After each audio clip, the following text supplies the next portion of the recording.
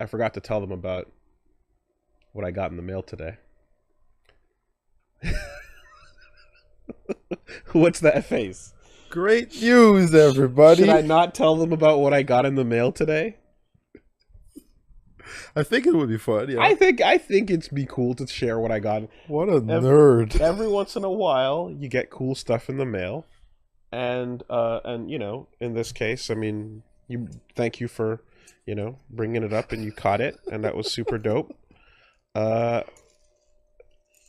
Let's get this thing going. Don't mess it up. Check it out. Isn't that cool? Guys, when you're flying kites, the spool can get caught up and it gets really annoying. But if you get yourself a quick reel, you can cleanly and easily get your kite rope back together with a single handy tool. So it's a kiting fucking reel. You know? That nice? Isn't it awesome? How fucking sick is that? Man, that's some next level geek We shit. got some kite reels coming in, baby. And I got a baller ass sport kite. It has a 20-foot A sport kite? I got a sport kite. I haven't flown it yet.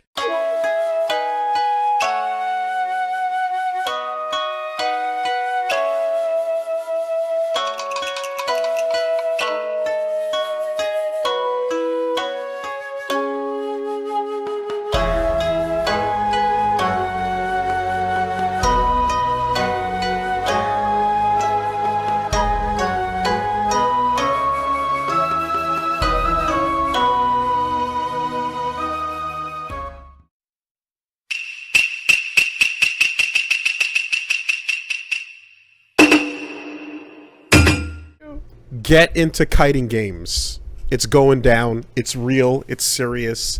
I am very much into kiting as a thing, as a hobby, as an activity, as a way of life. Kites.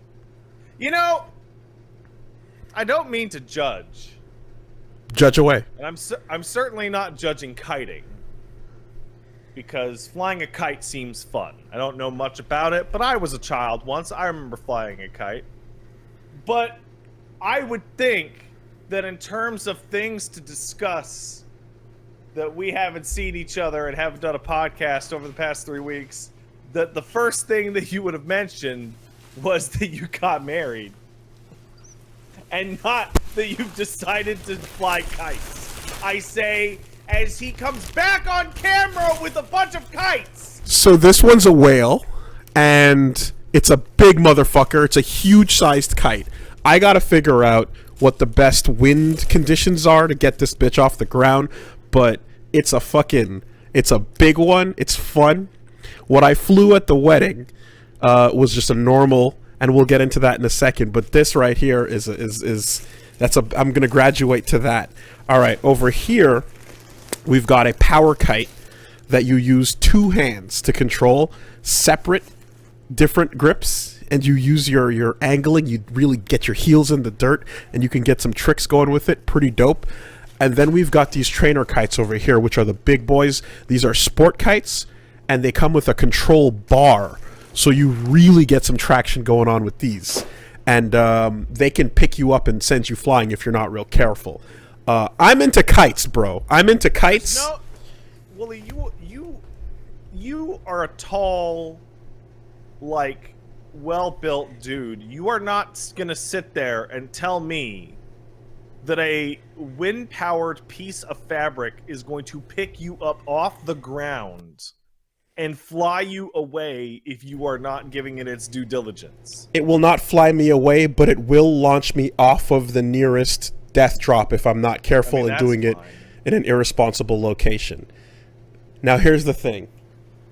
Why are you flying kites next to cliffs? Yeah, well that's that's already your fault, and you know, I mean, you know, we in the kiting community have a way of you know, encouraging you to scope out the right type of elevation. You want flat ground, you want to be on the, you know, the before side of the wind hitting a tree if possible. You want to be, anyways. Kiting is a lot of fun. It turns out.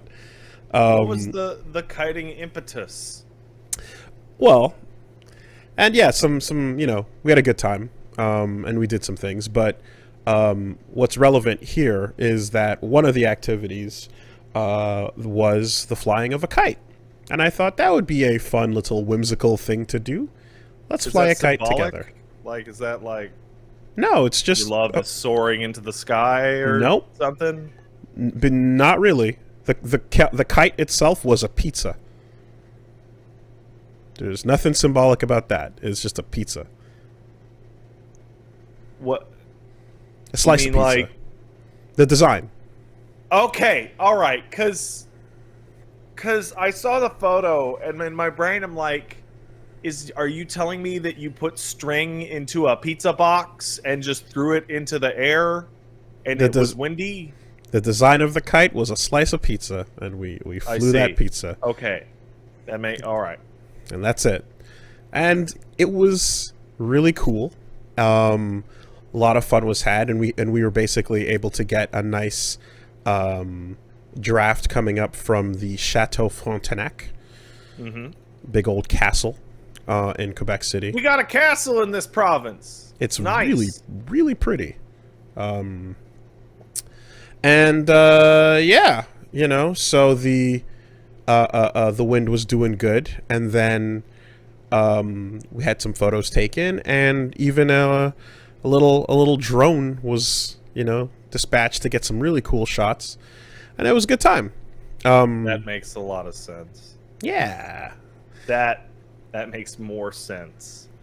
Now, immediately after flying a little bit of it, I was like, oh, that's cool.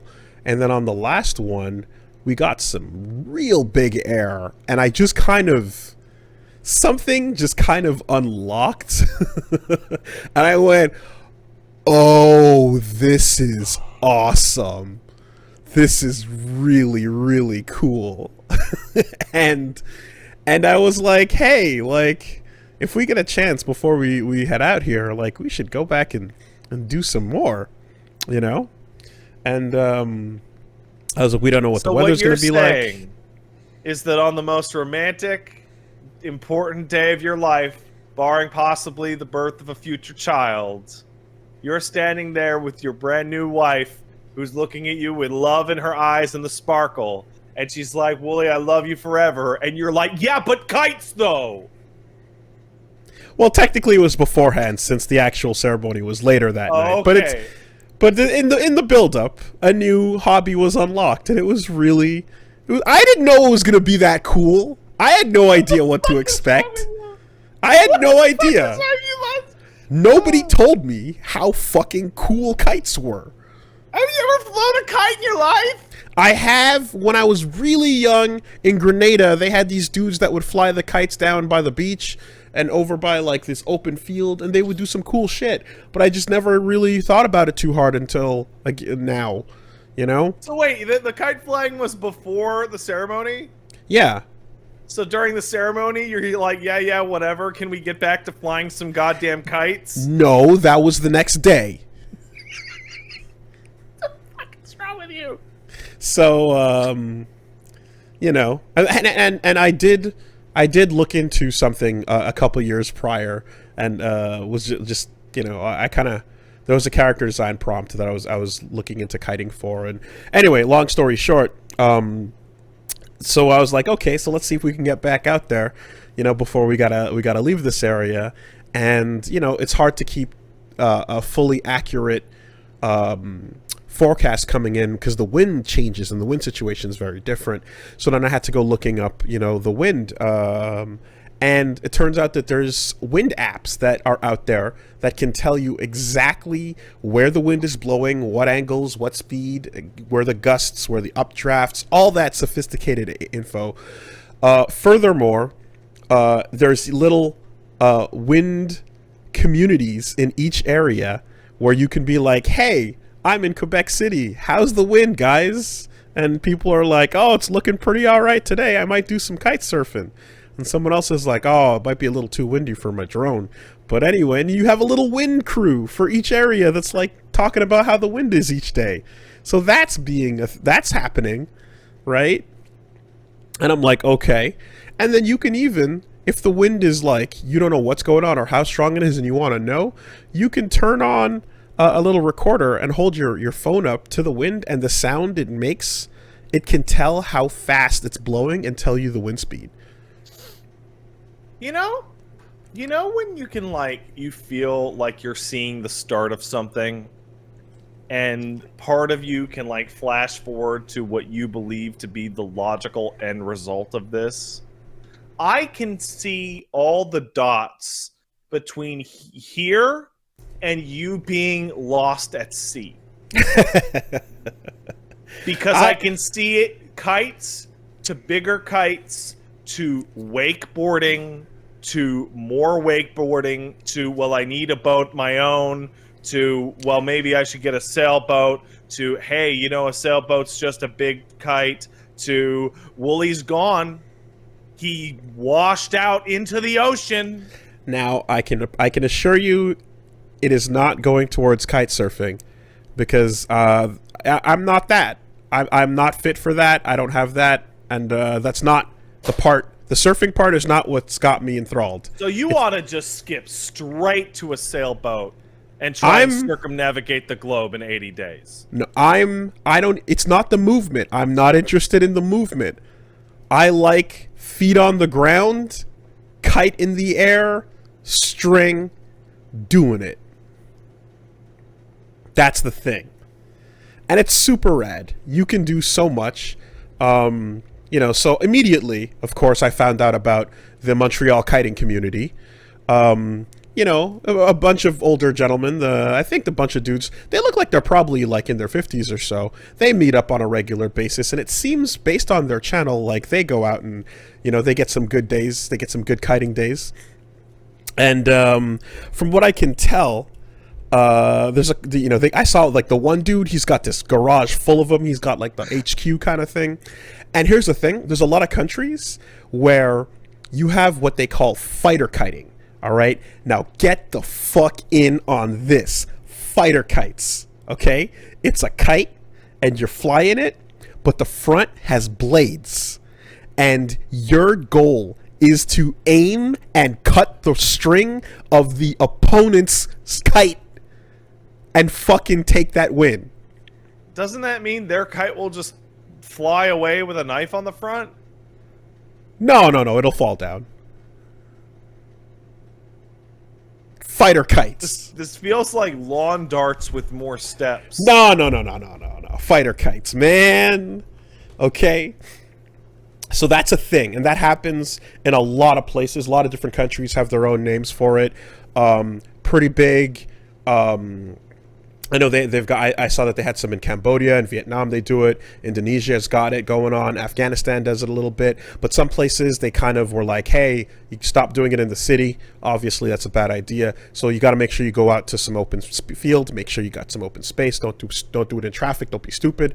A lot of safety to keep in mind. But once you get that in place, you can go that direction with it. I'm not even ready for that level. I'm just saying fighter kites is a thing that it's just one branch we can head towards. But in the meantime, I'm just like, hey, I got what I got. And it's just wind and the thing and just learning how to control it. I have to say, Woolie, your transition into Boomer Dad was a lot faster in this process than I expected. It's like as if the instant the metal touched your body, you started to transmogrify into a different version of yourself. If that's what it means to be a boomer dad, is to be into rad activities, then fucking boom me up. Because I'm going to be out there on that wind. And, she already knows about it. She saw it happen. There's literally... There's How does the new wife feel of kites? Yeah, she knows. She thinks it's cute, That's the answer. That's the answer. Hey, look. I've been told that it's pretty wholesome. to get into. There's a lot of things you can get into. That's a pretty random, wholesome one, and I'll take that. That's fine. You know. I just see in the back of her mind, like, oh, we're doing this shit now. We're doing kites. Okay. I mean, there's video and photo evidence of the moment it unlocks inside me. And I'm looking at it. Goes from like, hey, yeah, this is pretty cool, to like flapjack captain just whoa. Oh. So what? So that then led to, you know, because there was the trip back, of course, from the castle, and then taking off for the Iceland. That was for the honeymoon, and so in between there was a quick stop back home in Montreal. I didn't go straight, you know, there. You went to QC and then you came back here because, yeah, okay, that makes sense. Luggage wise, that would have been nutty. You know what I mean? You know, yeah. So I'm not gonna fly out with a wedding dress and a suit. You know what I mean?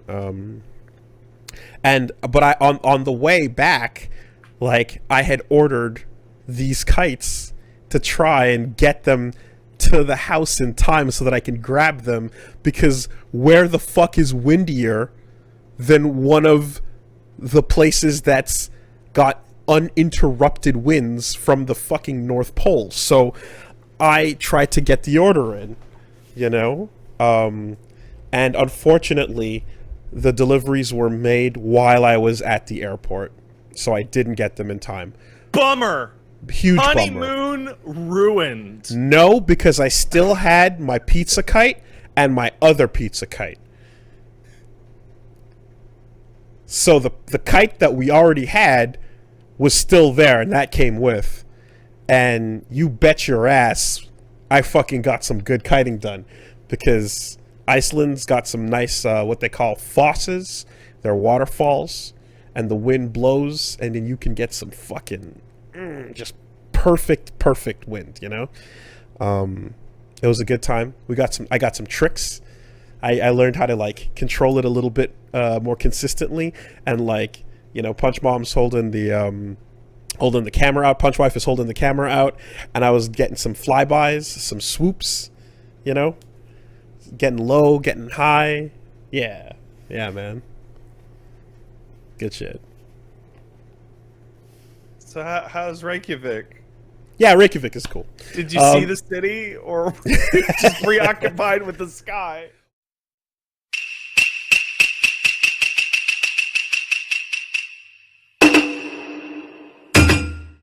Yeah, you know, I mean, got some kiting in yesterday, had a good time. It was pretty fun. Got to try out some of the ones I didn't get to. Got to experience some of the control of the real hefty lift kites, the power kites and such. It's how big of a difference is that? Huge. So let's say I was using, for example, a trainer kite that was like a 220 grade, and then I switched to like a 250, and the 220 is like a full body pull when the wind is strong, right? I went out to the park. It was a windy day. It was nice, clear skies, and it was a good strong pull where I'd have to, like, you know, put my muscles into it at the zenith of where it was pulling me. But when I switched to the 250, it was partially lifting me off the ground. Like, I had to lean full body, you know, to get it, like, where I wanted to go at times. So you can choose the larger ones, because the larger ones, it's essentially a parachute, right? Yeah. Your basic, and it has the same tech as a parachute as well. So you mean a cloth in the wind? It's not just a cloth in the wind. So parachute, there is a string, I am aware. It's more than just a cloth and a string. It's actually inflating itself. There's 2 layers of fabric and a vent in between that fills up with air. So it's actually more like a little flat balloon, like a float, you know? It's not just one layer of fabric and strings attached. When you have the 2 layers and the air in between, it has so much more strength and power and resistance. So the trainer kites had those on them, and like you really got a good like you have to fight the wind at some points, and when you crash, it hits the ground fucking hard, and you hear a loud thud. And I was originally having some trouble with it because I knew how to use the regular kites, but those ones were, again, they're the kind that kite surfers use.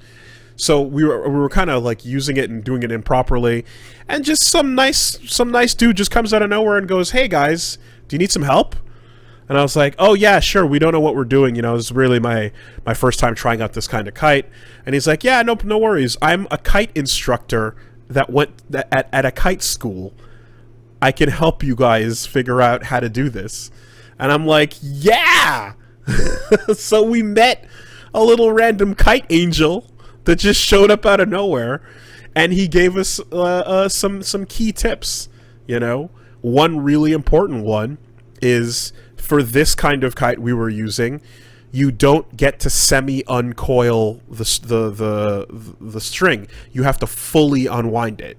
So you have to be at max distance, and then it starts to make sense, you know? I was trying to keep it shorter to avoid, you know, possibly hitting anybody around, because you're in a park, but there's still people out and about. So you want to just keep a nice radius away from everybody. But like he was like, no. For this, you have to fully unwind it, you know? So we basically, we had to switch parks and go to a larger one where we could make space. So you know, we kind of were able to do that, but there's a couple. We got some tips from him about how to get a nice figure eight going, how to get some nice tricks, and it was really cool. You know, like he really helped us out, and then he just walked on his way and had a good day. And I'm like, what are the odds that a kite teacher just wanders in, shows us some tricks and how to do it, and then wanders out? You know, I'm gonna say, actually, more likely than you would expect from a similar kind of activity, because if you're in you were in a nice open park, I assume. Kiting is highly visible. Yes. From a really far distance. I definitely, like, you know, a couple 100 feet easy. I definitely don't expect to run into people that are like into kiting as much as people that are into kite surfing, which is much more popular, and then they can give me some of the tips. So that works, because that's what I was using. You know, I also got my whale going up, and man, that thing is beautiful. It really has, it's frameless, so it just kind of fills with the air and floats, and it stays up, never crashed. Once the whale went up, it stayed up until we wanted it down. Can't believe how fucking solid that one is. And I have what might be like a silly question. Mm-hmm. You described the 250 as like bordering on lifting your fucking feet off the ground at the height of it. like, yeah, right? Say the wind is like just really killing it that day. 16 kilometers per hour. Oh, you can control it. So you steer it either to okay. Imagine this is specific to power kiting too. Imagine you have a sphere in front of you, right? The area, right? So the area when you're holding onto the kite and it's out in front of you. If you go straight out in front of you at eye level and then go 45 degrees up, that is that's the zenith. That's the power zone where you're going to get the most pull and the most resistance, right? And if you control it and try to keep it there, you're going to get a constant pull. If you pull it straight above your head, 90 degrees, then it gets soft again. It gets weaker. The wind is not going to be blowing into it at that. Basically, put it directly above your head, and then put it directly above your head, and you can relax it for a little bit. Or if you're trying to land it, then you want to steer it so eye level and then like 45 degrees right or 45 degrees left. Like then you can steer it down there, and then you can get a soft landing. But you know, because I'm a beginner, I'm just crashing it basically, and taking that as the landing. You know, it's great. It's super cool. As long as it doesn't fly away, that I'm sure that's a victory. No, and it won't, because again, these ones that are not just like, hey, look at the pretty thing in the sky. These things are like sporting things. Like, you got a body workout. There's footage of a dude like leaning back like Dio style, getting dragged a little bit using his you know, his just like full body to pull it. So but what happens is if you ever completely lose control of it and you're just like, this is too much, I can't handle it, there's a wrist strap attached to it that is attached to the bar, and the moment you let go of the bar, the whole thing just falls. So there's a safety feature that essentially means like, it's pulling you, you can't control it, it's too much, you just let go of the bar, and that'll lopside the strings and cause the whole thing to just come straight down, but the wires will tangle themselves and you'll spend the next like half an hour untangling the wires, you know? More importantly, it's not going to drag you off, say, a cliff. No. So first of all, you'd be an idiot to do it near one, but if... Yeah, but it'd be really cool. Okay, so there's a second layer of emergency as well. So the first layer of emergency is let go of the bar, the strap will be on your wrist, it'll fall down, you can go retrieve it, no problem. The second layer is if you are being personally dragged in a direction that you can't let go of and that you can't resist or whatever, you can pull a tab on your wrist and it'll detach the whole thing from you. And then it'll just fall off and go elsewhere. But, like, you don't want to risk anyone else, obviously. It'll go on its way and become a villain in that Junji Ito fucking nightmare story with the balloons. Sure. So you don't want to pull the tab unless you really, really give up on what's happening, you know? But just letting go of the bar, letting the safety harness kick in is enough, you know? But that same kite teacher did tell me about how he got a kite came down on the back of his neck and he got a huge bruise across his shoulder and neck because, like, yeah, it lands with force, you know? Like, it's not a joke. So those kites, you gotta be those kites, and like a couple of the others that are that fast and two-handed, you gotta really be careful with. So I'm gonna be learning about that stuff. I got some stuff on the mail coming, some better reels. I got a stunt kite on the way, and some cool tails. I can't wait for it. Really, really excited. So this gentleman explained to you a situation in which he was struck by a kite. Yes. And earlier, in an earlier conversation, you described battle kites that essentially are kites with knives attached to them. So there's a non-0% chance that you may come into this podcast with a self-inflicted kite-based stab wound. Well, first of all, I don't have the confidence to get into kite fighting just yet. Not if yet, ever, you don't. If ever. But secondly, after talking about them, I've learned from various places about the different customs and the different ways they go about it. Like, again, lots of countries have cool kite traditions, and some places do it way more dangerously than others. I found out about the wow kites in Malaysia, which are larger than a car, that make huge noises, and they launch them into the air, and they're fucking crazy, massive things. You know, if something like that comes down on you, you're gonna take a lick or two. You're gonna take some beatings. But the one that most people let me know about was in Brazil. How so the kite fighting is different. There's some places where the kite itself has the blade, and there's some places where the string has the cutting. And so the string will be coated with glass and fine broken powders and sharp things to make the string as sharp as possible, right? And when they play, they fight and go for a string-on-string cut. And that's the shit that gets insane, because apparently in Brazil, a kite got cut during one of these battles, and then the string came down on a motorcyclist and killed him. Right in the head, near decapitation. Cool. So that's the shit you don't want to do. And then they banned it, and then people had to, you know, like I heard about someone underground, which is ironic considering kiting doesn't work very well underground. I mean, someone described a helmet that has like a thing sticking out that's like an antenna to stop anything that's like that. Like, if you're doing it where someone might be on a motorcycle with the string being that dangerous that's crazy. That's fucking insane. You know what I mean? Sounds cool though. But it's just like, yeah, I would never in a million. That's like cool though. Yeah, so you know, that's like, hey, you know what's cool? Fighting games, but like there's a gun attached to my arcade stick, and it's pointing at you. That is cool. Like, just I'm not. You know what I mean? Like, I'm not here to fucking have the fun with my kite, and then also there's a gun attached. Like, I'm not here for that. Like, fuck off.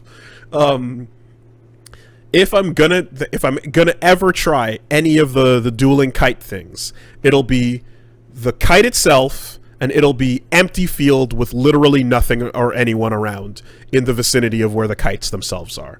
You know? You know what's great about an empty field with no one around? No one can see what really happened. I see. In the kiting duel. There you go.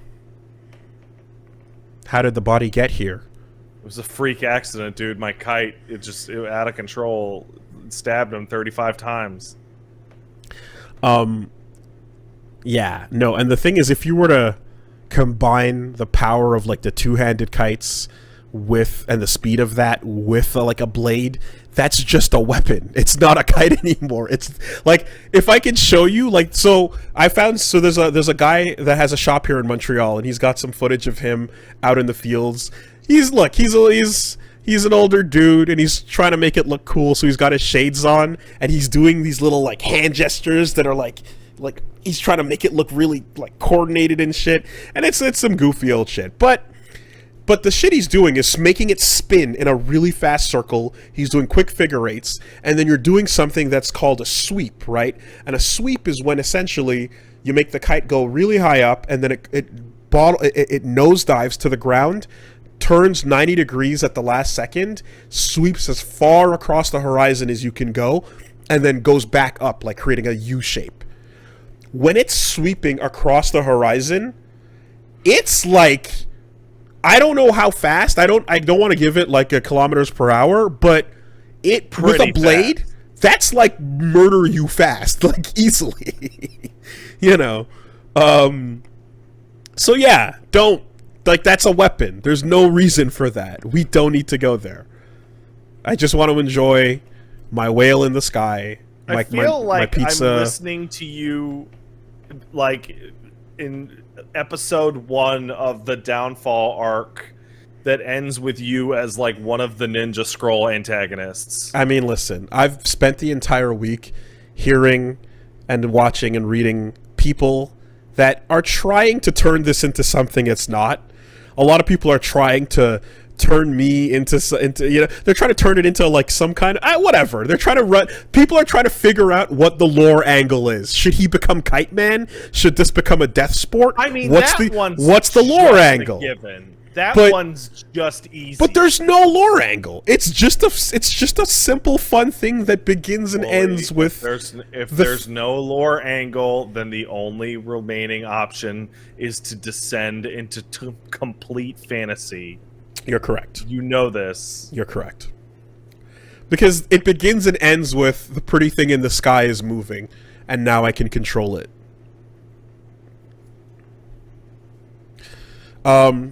Yeah, good kiting day. By the time I got back home, I was definitely like, got a good workout going. You know, it was pretty physical, strenuous at its strongest. There's no lore angle, says the man who I can directly quote not 2 minutes earlier saying, if you were able to combine the power of the two-handed ones with a knife, you would have a killing weapon. Which I will never do. Ever. But it would be insanely dangerous. Actually, like, not the last time. The time I was here before, we were talking and you were doing kite stuff. Yeah, that one. And it didn't hit me until I got home. and I was chilling, and I was like, "That motherfucker is building a kite." I was like, "Oh my god!" We were just talking about other shit, and I was just building it. Yeah. It didn't hit me Yeah. until I got home. I was started eating and shit. Like, Yeah. oh my god! Yeah, that's the one. I can't wait till that one is super sick. Because it's called a delta kite. Oh, tell me about the Delta kite. Okay, so like it's a triangle shape like this, right? But like from the front, it's shaped kind of like a W, right? Okay. Because Yeah, W. that's pretty hype. but also because the wind goes, it flies like really really good. Two hands, right? Oh, nice. Okay. So like, you can yeah. control it, you can steer it exactly. And what's fun about those is that you can tie a tail to the end of it. Oh, So that's nice. I got a 20-foot tail. That's a long tail. That's a long tail. But you know what that means? When it's doing tricks, yeah. you've got a cool line. Little- So when you do spirals, you create A like a circle circle in and the do- air. oh, When you wow. do figure eights, you get a cool fucking thing because it goes wherever you were just flying. Wow. But do you need even better wind with Yeah, the you need- long you tail? need some good wind. Or you need good wind. But we found the right part. So some days you go tailless. Well, we're gonna have to try it first. Oh, I okay. haven't used it yet. Okay, yeah, waiting for a good day. I waited for a good day. Okay, that's cool. Check the wind app. But the kite master that we ran into, that gave us the tips last time, he gave us a good spot, Wow. and we went there, and it was amazing. Wow, it's like meeting fishermen. Yeah, we were flying the kite in a spot that was not that great, and he came out and he's like, "Do you need some help?" He gave us some tips. And then he told us about a great spot, and we went there, and it was perfect. So now I got a good spot, and now I'm gonna go try that one out. We just need to go when it's not too crowded. Yeah. And then, but like, And don't talk about it too much, or else it's gonna go to shit. no, you know? you can't blow the spot up. Yo. Can't blow up the spot. Yeah, definitely not. It's at Okay, yeah, that's you nice. know that spot. That's very nice. Yeah. Yeah. Perfect wind tunnel. You wouldn't think. Tree clearance. It's good. It's very good. Flat land out in the open. Exactly. Yeah. And that's the spot right there where you have the big flat land where it just like the wind just picks up, and it was great. So we're gonna be going back out there. We're gonna be trying it out. I flew the whale. The whale was perfect. Yeah. But it was fighting me, so I have to get this new reel on it and see how that goes. Damn. But that delta, we're gonna fly that delta, and we're gonna put the tail on it, and we're gonna fucking flex. Wow. Yeah. You know these guys that like collect sneakers? You're gonna like I'm collect not a hype kites. beast. You're gonna collect all your kites, I don't think I am. different models. I don't you think know? I am. I've Twin seen tails. No, I don't. I think I'm gonna try to get a couple of cool ones, but I'm not looking to like build a giant thing. I think I just there's some really cool looking ones though, but like, anyways, we'll see where this goes. I definitely, I'm sure there's a secondhand kite market I can also like, shift in, shift out, so that I can keep a couple on hand, but I don't need to build up a giant.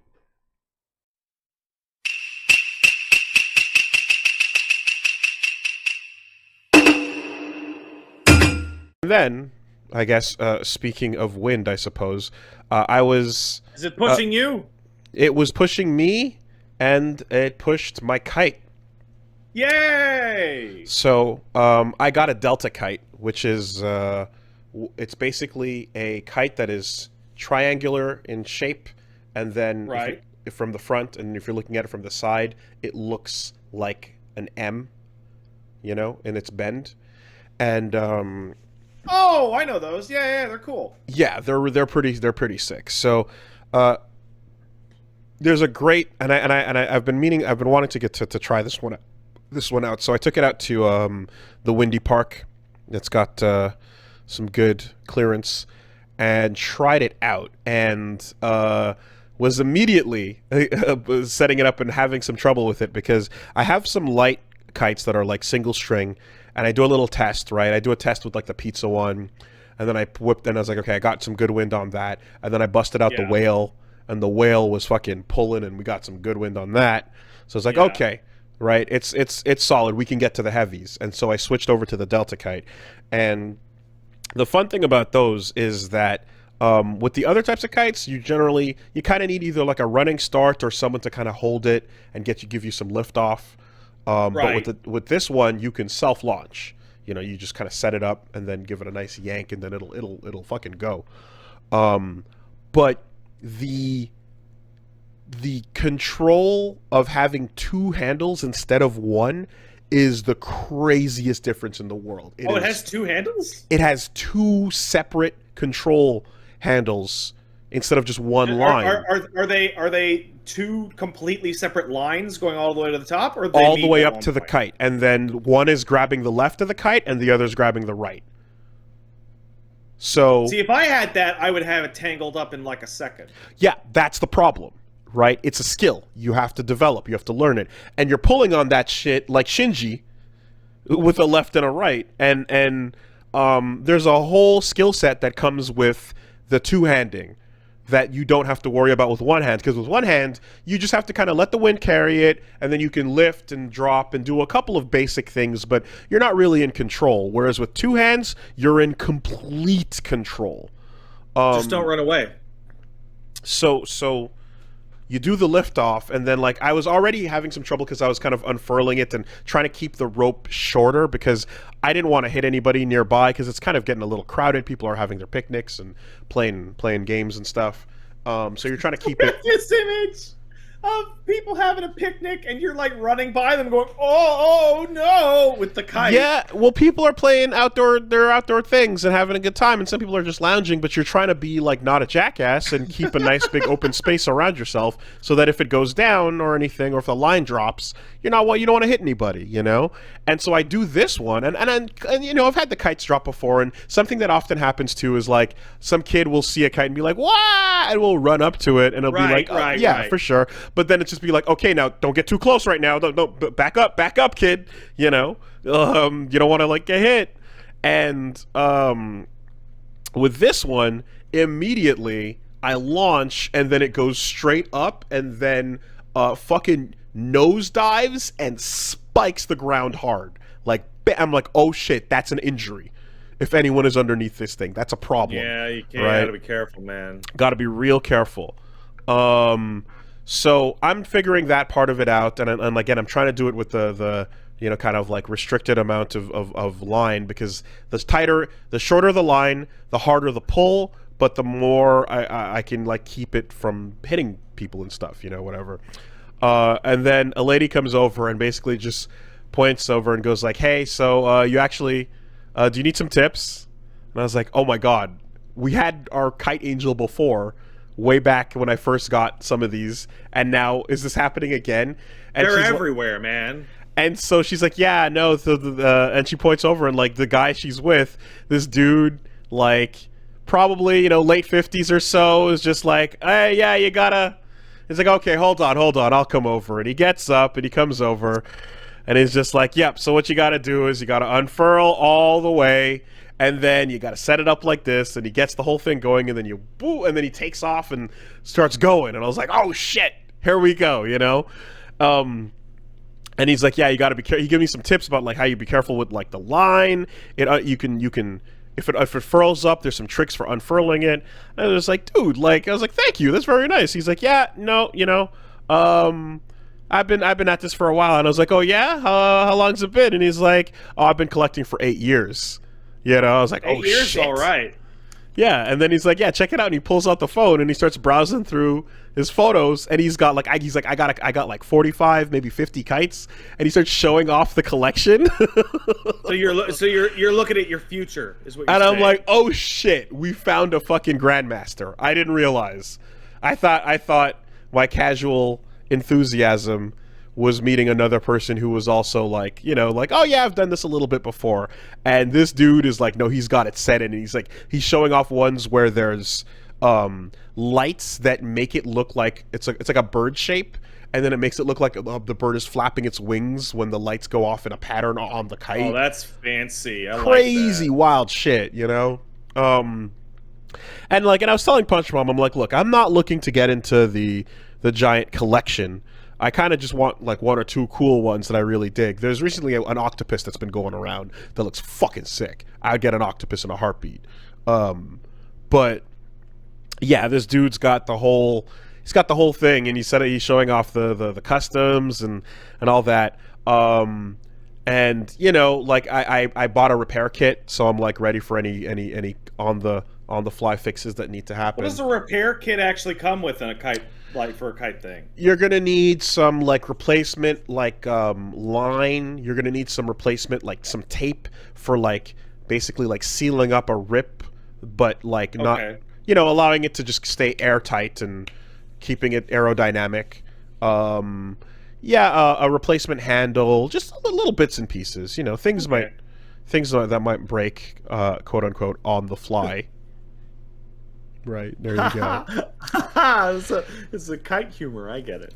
And yeah, no. So, but it was really wild and educational. And so his thing was like, he fully unfurls it. It's like solid 40 feet out at that point, both lines, and then starts doing it, and then he hands it over to me, and like I do like a loop-de-loop, and then immediately it just goes straight down again. And I'm like, okay, I can't be doing this with people around. And he's like, oh yeah, I get it.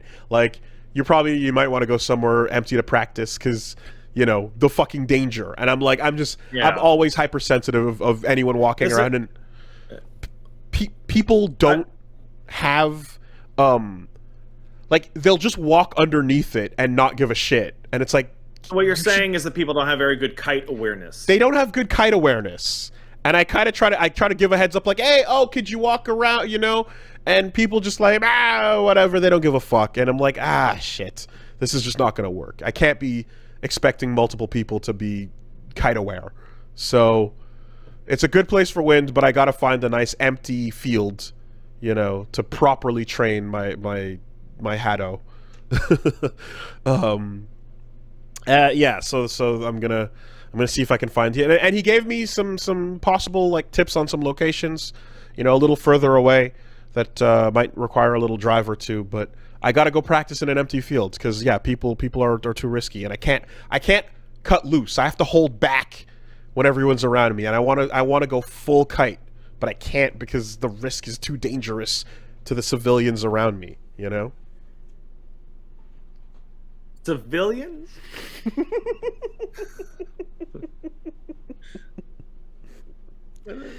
Can't hurt them, man. You know, I feel like we're like 3 weeks away from you describing that people keep walking under the kite, and you describe that only people with kites can see other kites, and that like kite fans are naturally drawn together in certain places. I get a mysterious invite to an island. Yeah. So no, I'm like, the few seconds of control that I felt were exhilarating. They're very, very, very fun. And I could definitely see that like the step one is enjoying the loose feeling of just like flying it in the wind, letting the wind take it where it does, and you just kind of bend and ebb and flow with it. But step two, when you get that second handle on it, is like, okay, I am mastering this. I am controlling this. I am piloting this thing through the air.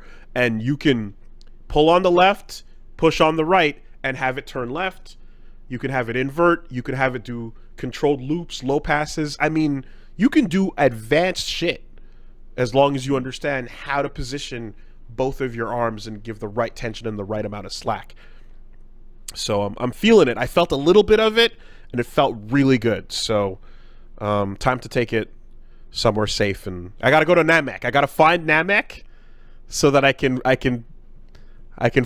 unleash. You know, that's the next step. I can only hope that you don't run into a situation in which your kite ends up in some jackass's yard. Yeah. And then you travel back to 20 years ago, and some dickhead's like, what the fuck is this in my yard? It's mine now. Bullshit. I don't imagine that'll be a problem because there are strings that I can yank it back to me with. Yeah.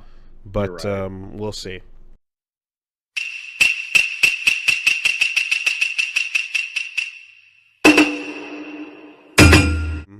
I have a stupid question.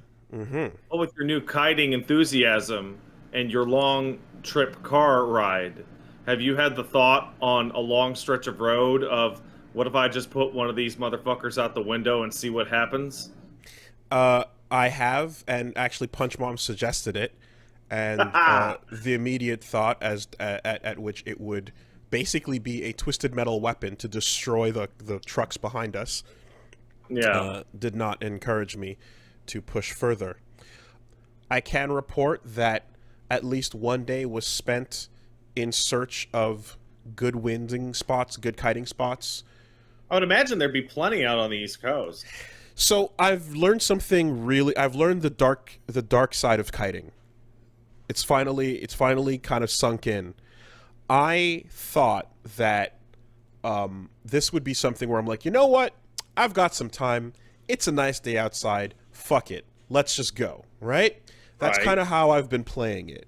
But the dark side is, it's not just that you're looking on like the wind map, which I've subscribed to for like the Right. best spots or so.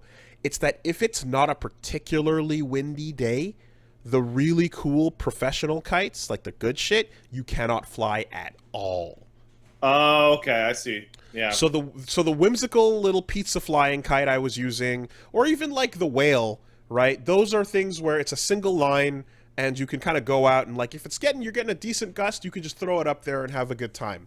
But now that I'm getting into the real shit, the two-handed full control, where you need to run to make up because when you're holding with two hands, you don't have a reel anymore, right? So Yeah. you can't tighten the line. You have to make up for it with physical movement. You've got to sprint backwards or forward, and if the gust is not consistently strong, you can't fucking launch at all. So yeah, that's the sad part is like now that I'm at this level, I can't just go out whenever I want and get a good kiting session going. I have to I've wait gotten for too good. I don't get any enjoyment from low wind situations. I'm now in that mid-range. That mid-range where you have to wait for the right opportunity. It sucks. I'm glad you were able to somehow bring over the experience of being too good at fighting games to play with your friends to fucking flying a kite. Good job. So now, right, when I see a windy day, it's not up to whether I want to or it's like, no, you have to take this chance because you don't know when it's coming again. Similarly to like, oh shit, there's a monthly going on. Well, fuck, I'm never going to get to go play against decent competition for now. Gotta get down to your locals. Like, it's really hit that point. Yeah, that's way worse though because the wind is like metaphorically, historically, literarily, culturally fickle. Yeah. It's the most fickle fucking natural element. And I'm looking for like the big one I'm launching. Like I want to get practice in because it's gonna take a lot. That needs like consistent like 10 mile per hour winds or like 16 kph. You know, so we were looking at the wind chart and I was checking the scuttlebutt to see what people are saying about the area and whatnot. And there was one spot we found that was the windiest possible spot. And this is at the tip of the bottom lip as described. All the way at the tip, there's a lighthouse and like an open kind of beach area, and it's ocean. It's just hard Atlantic coming at you, you know. And like you can't possibly hope for a windier situation than that. I might have asked a variation of this question prior, but now that you're describing the lighthouse beach, I have a fairly stupid question to ask. Let's say you're way into flying the big kite, the one that needs the extra wind. And I remember you describing that those things, and you're a pretty big guy, those things have some pull if you catch them right. I feel like we're in a scenario in which the likelihood of you like hurtling off a cliff has increased to more than 0%.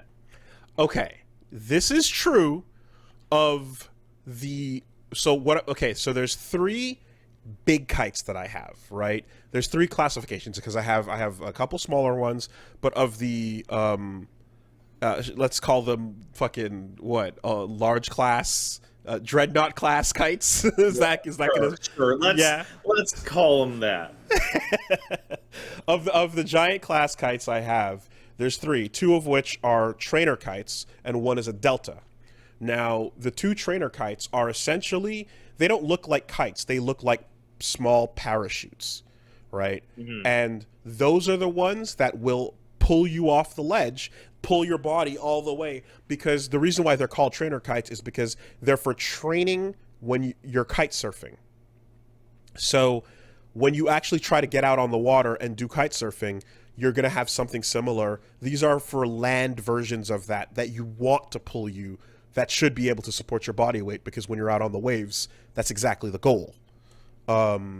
So you can get a good like flight and control system going with those two, but the one I'm working on that I really want to get good with is the Delta, and the Delta is it's a large triangle, and you can attach like a super long, like a 20-foot tail to it, and make it do like spiral tricks, and you can basically like draw in the air, by having it go whatever way, and then the tail will follow for 20 feet.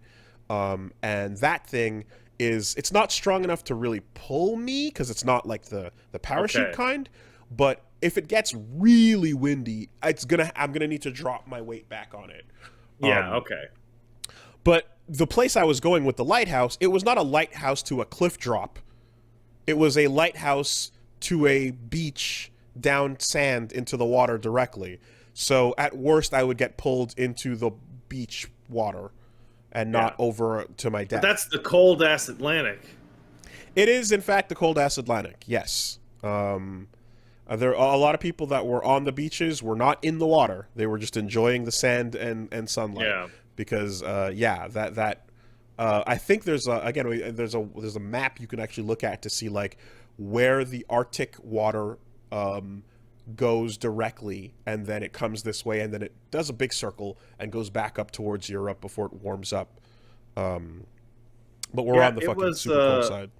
It was literally yesterday when I found out that the Pacific Ocean is substantially warmer than the Atlantic Ocean. Did not know that. I thought water's water, man. Yeah, no, it's a huge difference based on just like the go look at the arrows that show you the flow of like the entire Pacific and Arctic circuits, Pacific and Atlantic circuits. Like you can see how it comes into tropic areas, or it comes into like like larger populated areas on land, and then it warms up, and then like does a big tour and goes right back out into the middle, and then again it gets cold as it hits the top or the South Pole, right? So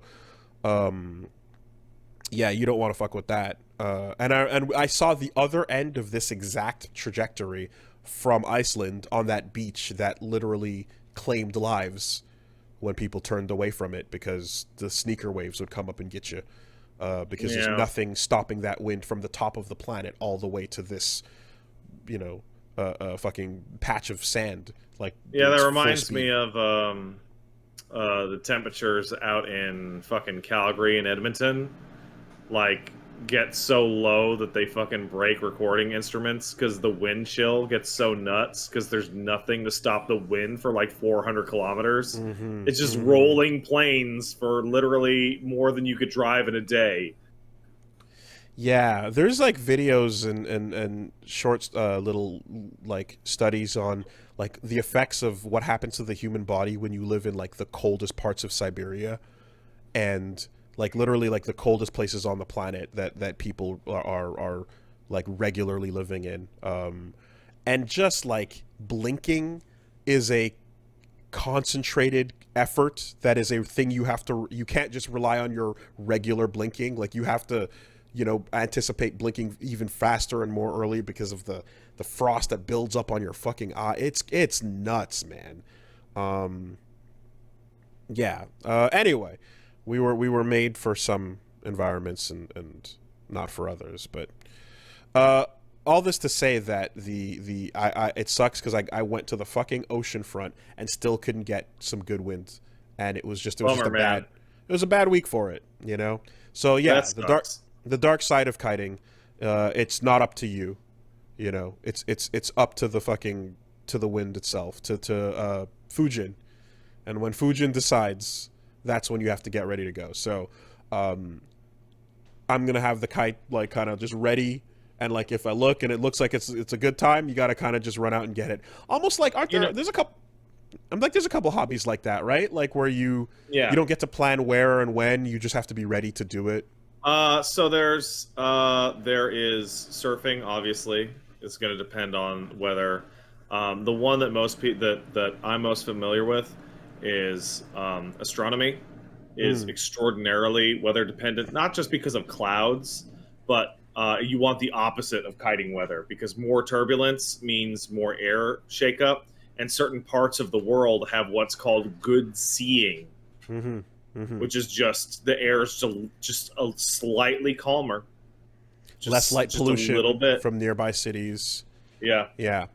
That's why they build ground-based telescopes out in the ass end of fucking nowhere in the middles of deserts and shit like that. Bird watching as well, which there were some binoculars that were in the cabin that we were in, and you kind of just like, if you're into bird watching, you got to just be like, oh shit, I think there's some stuff going on, pull over and just do it, you know. So I might have to have, like, unfortunately the Delta kite I have like folds up really nice, but I might have to just start walking with it as a you never know when kind of accessory.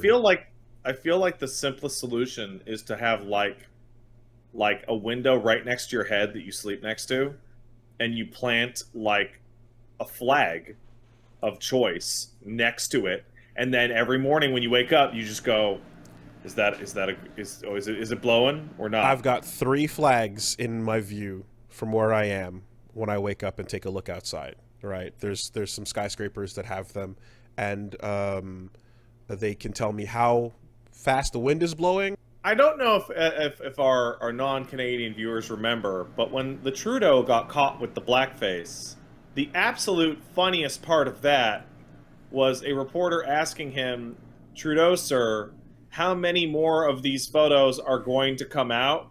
And the response was, I shit you not, I don't know. Yes. And the follow-up question that the reporter asked was, can you round up to the nearest 5? Yeah. So it's like that, but with dead kids instead of blackface. Just like that. You know. But ha ha, you silly Americans. We superior Canadians laugh at you from up here. Muh.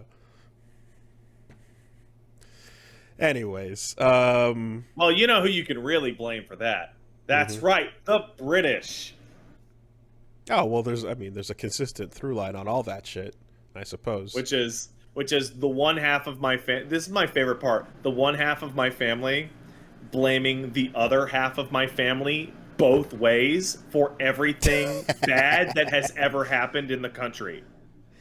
Yeah. Although they get to say though that technically England ended slavery there before it did in America, right? Yeah. They get to hold that little point up. That's a technicality. Oh God. So, you know, kites. Good fun. Yeah, kites, huh? Good fun.